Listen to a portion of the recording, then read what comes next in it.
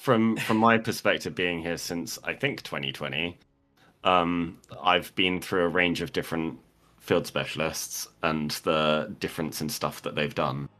And when we're putting effort into mandatories that aren't mandatories anymore, like actual events and like creating specific tailored battles and stuff, that is some of the most fun. It's always hit and miss as to how it goes on the night, but it's generally more fun than just let's come and sit and do a random event. And that in Division, I think, has been the best thing over the years and consistently kept me coming back to War Thunder. And I think a lot of other people probably feel the same.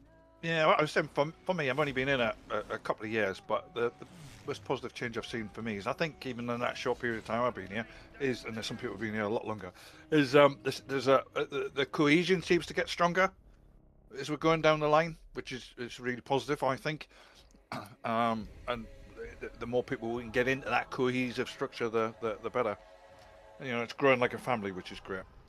Yeah, we've got a really, really strong sort of central group of people, and some people like come off and then come back over time. We've had even like Coco's come back after some time away, but yeah, we've got like a really, really strong central group of effectively friends that do the War Thunder shenanigans in TAW, and that's the way that has expanded and shifted over time has been a very nice thing to see. I'm the newest member, right, Suit? And like being able to be received with open arms on like a random recruiting call. I think I saw the post on Reddit, and it was above all expectations on how it works, which is a really nice and laid back way to enjoy the game. So much more fun to play with a squad. I've been soloing for like a year or two before, so huge difference. I think for me the most important thing is like I'm not really into War Thunder as I was back in the day, but the reason I do keep coming back is just because of the cohesion and the group we have. That's most of the reason I still play War Thunder today. Yes, well, I'll start with a sentence I prepared earlier. These idiots are my idiots. Okay, thanks. But yeah, no, it's as everyone has pretty much already said. The way everyone here sort of works together is just basically a friend of each other, and similarly as well with what Coco said about experience. Everyone here has different experience, ranging quite wildly. Obviously, Sapper's spent an awful lot of time in the actual British military. Rick is Swedish. Shep's a teacher, etc. Allegedly. Allegedly. Yeah, apparently you're still a teacher. There's a very specific sort of interaction, or not lack of interaction. There is interaction, but sort of the difference between how tight knit a singular community can be, like our one, like the War Thunder guys, while also being part of something that is larger, that contains many more of these small communities that are just sort of linked. The way that all of that works together and is sort of a relatively cohesive thing while being so many small separate balls of gamer yarn or whatever. I'm impressed, frankly. I'm impressed. Pretty much like Magma. I like the kind of family atmosphere within the division. So that's like your close knit family, but also the awareness of having that larger extended family within TAW itself, up the structure, which is something else I like as well. The military structure that goes with it. So that's what does it for me. You know, that intimate family, and then the expanded family within the kind of environment that we play in.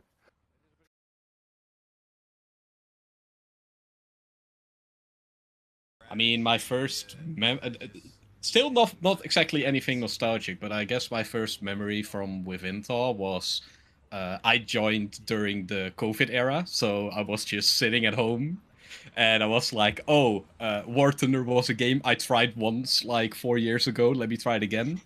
Played it for like a week, was like, oh, this is actually pretty fun, but didn't really have anyone to play with. So looked around, found TAW, and actually since then haven't really looked back. So for me, the earliest memory is probably just the positive way of getting into TAW. How that is, how everyone like what's the correct word, like kind of accepts you into the group, and then continue continue with that. Basically, I think that's about it. I'll go for my earliest memory of TAW specifically because it's from before I joined. It's from years before I joined, because my father is part of TAW and would play it on his computer in the living room, like every Wednesday, Sunday. So I would always have this knowledge that he's playing the game with all of his online friends, doing the thing. So I would always be aware of that. I've been aware of that since I have no idea how young I was. And it was my father who then brought me into it all, kind of like just as I pretty much came to the correct age. So yeah, my earliest memory. I'm not going to say I'm nostalgic for that because I wouldn't be nostalgic for a time in which I did not play with TAW. But my earliest memory definitely is of knowing that TAW was the organization that my father was interacting with on those Sundays and Wednesdays when he wasn't eating dinner with the rest of us. I would say either my first night, which a couple of members like took me under their wing, stuck around with me for like not very late into the night, but like for another hour or two, and it was absolutely excellent night. And the second one, and I was waxing lyrical about this, was the event that Sapper did. Sapper, please help me, but the one with no markers, with a fog, with that was the Ardennes Christmas, wasn't it? Yeah, exactly. It was a really paranoid event that I think everybody was super into. At least for me, it was one of the best nights of thrilling, like how thrilling even a very simple game can be, just driving around and dying to something you don't see. My earliest memory, I think, was on Borden. I think that was you, Cooker, wasn't it? I'm trying to remember now if it was you, Cooker, who did me iron boarding. No, I don't think it was me. I think I was out of TAW around the time you joined. It was going through the onboarding and the little PowerPoint presentation and things like that, and they all seem to have all that structure there, and I thought, oh, this is good. And then that linked onto probably my first nostalgic moment was probably my first event, where I thought, yeah, that's not a problem. I'll sort these guys out, and then got absolutely obliterated. So yeah, that one. That's something to be nostalgic about. I joined when Jasper was the FS, I'm pretty sure. And I essentially it was COVID, so I just wanted other people to play with. And I remember talking to, and I can't remember his name anywhere, the guy who started the TAW division for War Thunder, the first person in it. He used to play World of Warships with me, or World of Warplanes years ago before, and I remember him being kind of okay, and I started War Thunder, so I thought I'd go back, join him. So I entered, somewhat remember onboarding, but it was mainly the first event that I helped create and run that is my memory of Mosquitoes bombing. That didn't go brilliantly, but it was an event.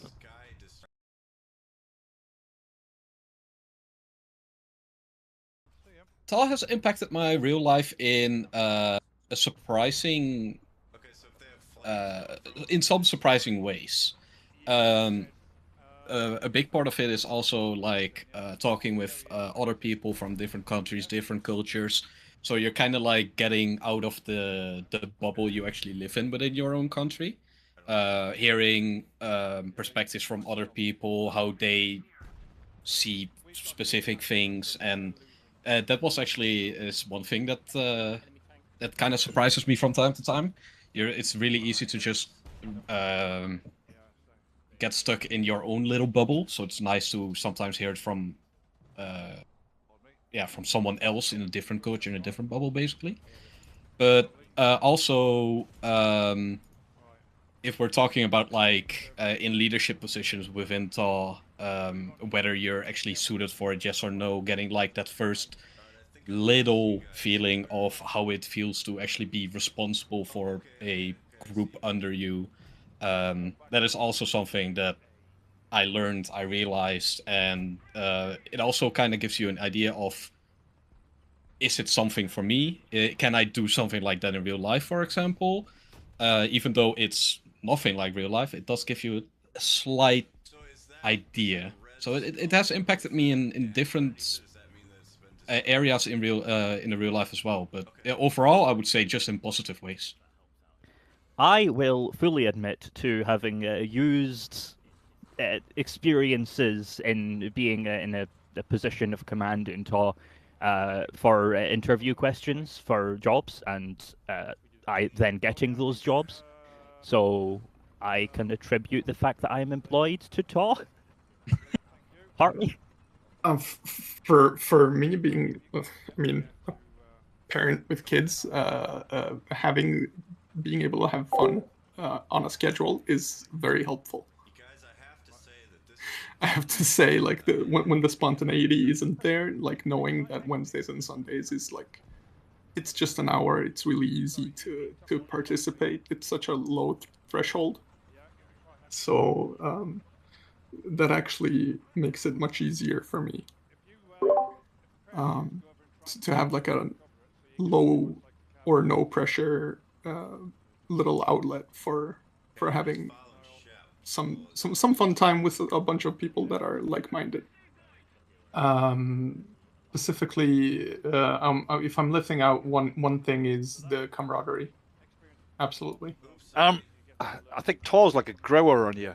You know, right at the beginning, it's just it's just a game, just coming online, and then over a period of time, it just kind of has more and more impact in a way on you for positive slant. You know, as you can speak to people, and it becomes a social space. But also, I mean, there's another angle for that. I do the FS role, so I'm making battles, so that's very time intensive in between doing my work and stuff like that. But I really enjoy that, and I enjoy it when people enjoy those. So I get a lot of personal satisfaction from that as well, going with it. So it that goes with the role. So you get a lot of enjoyment being in that position, if you get what I mean. Just having some kind of order in the week, and I know that there are two weeks and 2 days a week even that I can just chill out, and I know that at least I have an excuse to ignore the children and make my wife deal with them when they're screaming. But as time's gone on and they're getting older, I get to spend a bit more time. But before it's literally I'd get an hour straight and then I'd be off again. But it gave me an hour at least twice a week, which was good. For me, it's primarily the division, but I've also had some great interactions with just people within TAW that are like outside of the division, but also some of the TAW wide events that happen from time to time. Those are also amazing. So yeah, I think in general it's just a social aspect in as a whole. Yeah.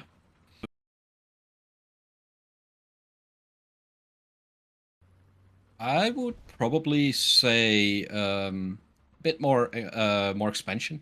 I feel because well, I was just talking about a bubble, but like we in the War Thunder Division are also in a little bit of a bubble, right? But for us, for example, with the custom events we have, we sometimes they are really fun, but we most of the time we get like the same feedback of, oh, if we had more people, it would be actually more fun, or we could do bigger things. So something like that, I would actually love to see eventually, like have one of the custom games to just be able to do that with, I don't know, 40, 50, just 64 people. That's like the max. That I think that would be really cool. And for that, TAW as a whole also just needs to expand, I think. So I think that's the main thing I would like to see. I frankly have to go similar to ways this has been answered before and say, yeah, members is the first thing that comes to mind. Just having unlimited people drop from the sky like a Company of Heroes 2 mission end mod.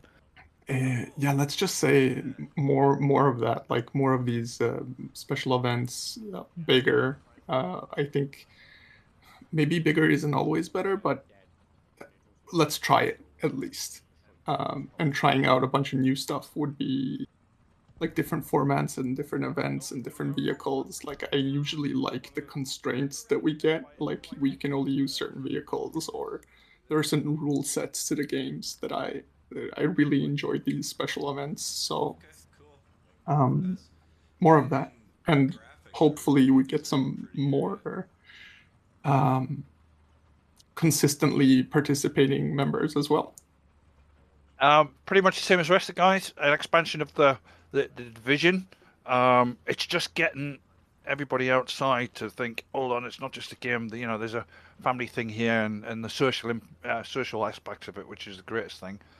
Expanding that and TAW itself, but also maybe a bit more cross pollination between the divisions. So, say for example, we could arrange an event through the middle of the year, and it can be broadcast on here, and for them all to join and have a game. You know, get the big family all together, like having your granny round and your cousins and stuff like that, and get them out have a go. So yeah, that's my idea.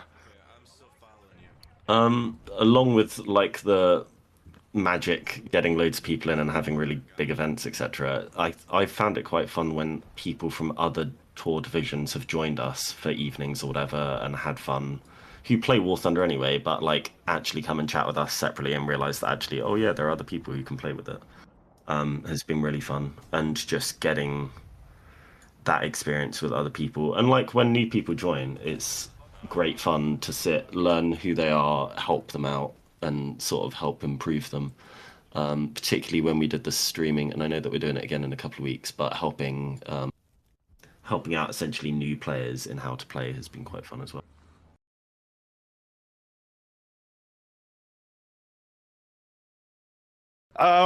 Well, any of the lower tier British vehicles, like Second World War kind of thing, that's what I enjoy. Some world iconic vehicles.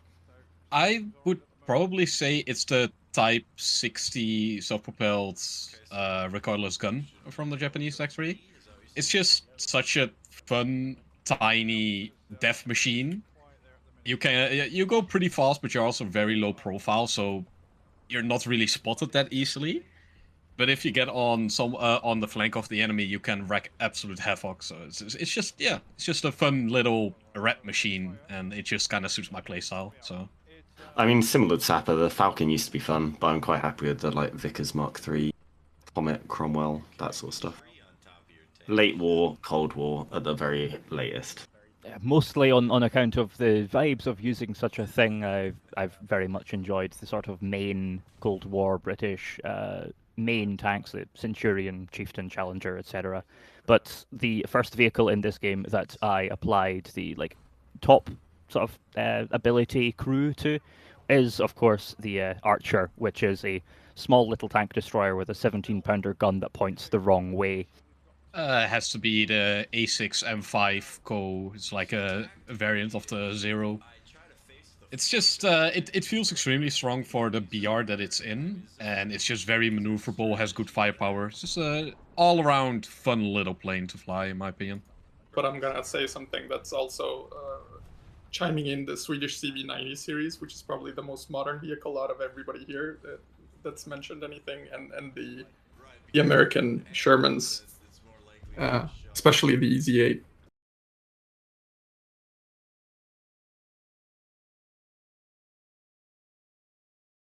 Everyone has a similar mindset to life and gets on with it without making it other people's problems, but has fun at the same time. We use it to like have fun rather than moan about life in general, or at least if we're moaning about life, then we're moaning about it together. We have similar views, and that helps get through. And it's realistically, even if you're not playing directly with someone at the moment, like you can just sit and chat with them regardless of what's going on in the game.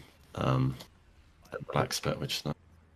I think we've grown a great social family that we enjoy, you know, playing the game and all that stuff. So it to me it's the enjoyment of playing with these guys, playing the game instead of playing the game with other people. If you get what I'm beginning, you know. So it's that social interaction, the fun we have, and all that type of stuff. That's what makes a difference. You know, all in it together, and everybody's from different backgrounds and different walks of lives and different cultures, different countries. But we all kind of gel when we're all playing this together. So that's what does it for me. I mean, we are all playing this hellish game, so we do all have sort of like something like the same problem Yeah. somewhere. We all share our PTSD together. Yeah. Exactly. Indeed. This is just like the entire group is just trauma bonding over War Thunder at this point. And also everybody, the tolerance of everybody's great as well. So we do take the mickey out of each other from time to time. We don't take it too far, but at the same time you roll with it, and because you know it's not meant, you know it's all in how it's delivered and not what it actually means, which is good. So it's a kind of nice safe social space for that. It was overwhelmingly positive and easy to get in, and I think that what was funny or like interesting that people were really unselfish. Nobody was, you know, abrasive or selfish, or it was a very positive team first kind of attitude, and which is, you know, surprisingly mature when it comes to strangers on the internet. So that's why I kept sticking around, which is like a nice little exercise in teamwork, going into each week, or carrying you through like a rough Monday Tuesday can have like a really nice Wednesday night, where we all try to do our best. So like a great attitude from everyone, both when playing and not, like when we're just joking around afterwards. I think the little when we prolong the people that stay over, like over the hour, we usually have a really good time.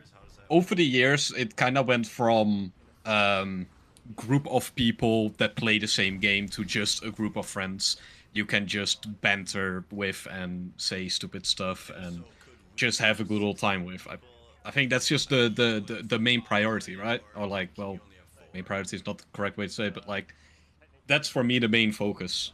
And I think that, yeah, that's about it. It's just a fun group of people to hang out with.